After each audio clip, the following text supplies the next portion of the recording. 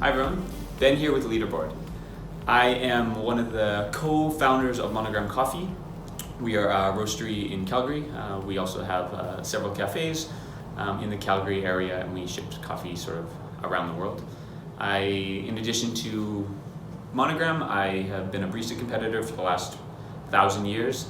I competed at Worlds and placed in the finals 3 years.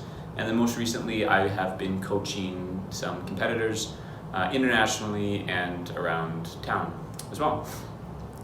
Which brings me to our topic of coaching. So I am going to be coaching all of you on how to identify different varieties in coffee.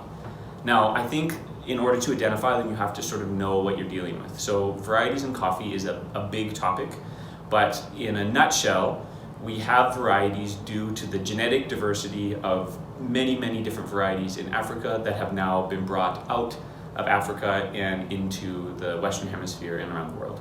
So there are basically 3 sets of varieties, and this is a good way to think of them. There are varieties that have come from the first varieties that were taken out of Africa by colonial powers hundreds of years ago. These varieties are Typica and Bourbon, and they've since mutated into other varieties like Caturra, Via Sarchi, Mondonova, and these ones are all related to that first group. There's another set of varieties, and these varieties are varieties that were brought out of Africa after Typica and Bourbon, and these varieties are typically Gesha and Java. And finally, there is a new set of varieties that are hybrids, where they have mixed them with other species of coffee, most notably Robusta. So you have sort of this Arabica Robusta cross. They were not very popular for a long time because of flavor profile, but recently they are tasting really delicious, and they're also more sustainable and safe for producers to produce.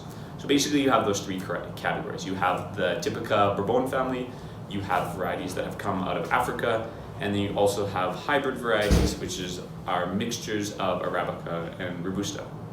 Now, with all that in mind, it can be really difficult to identify them. So what we're going to talk about today is phenotypes in varieties. So basically each variety has its own genetic material, but the way that it expresses that genetic material in ways that we can both see and taste is what's going to give us some clues on how to identify those varieties. So the first one is just what they look like, and this is the easiest one. This is the one that's going to give us some clues on what those varieties are like and how to identify them. So just as you look at different species of dogs and you can identify what they are by what they look like, we can do that with coffee. So the easiest one to identify is the longberry family. And so basically a longberry is a variety that looks like this.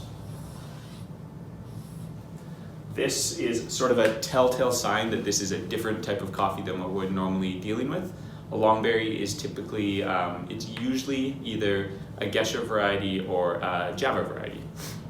The next variety that's going to be really easy to identify is anything out of Ethiopia, because it is typically really small.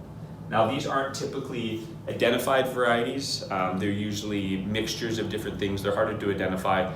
They often just get categorized as indigenous landrace varieties. There are some that have been identified. Where it gets trickier is when you get into the Bourbon and Typica family.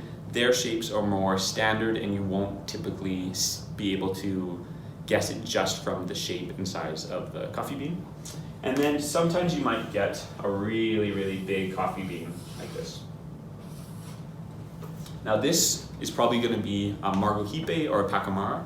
These are distantly related to Typica and Bourbon, but they went through a massive mutation and they have since become really large. So if you ever have a coffee with a really big bean, it is probably Margot-Hipe or Pacamara. So this is an easy way, just from sight alone, to be able to identify varieties.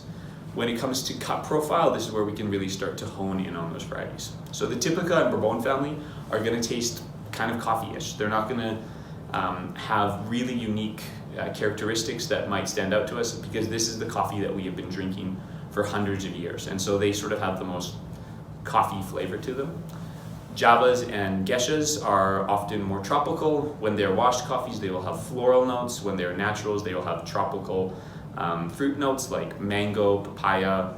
They're really intense and interesting.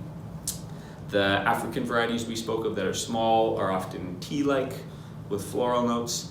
And then finally, those crossbred varieties that have been bred with Robusta, they often have some savory notes that are not unpleasant, but you might get a herbal note from them, you might get a different type of intensity that you're used to, and that can be a really good way to know that that variety is crossbred. So basically, if it tastes like coffee, you're probably in the Bourbon Typica range or one of those, something related to it. If it is floral or more tropical, you might be in a Geisha or a Java variety.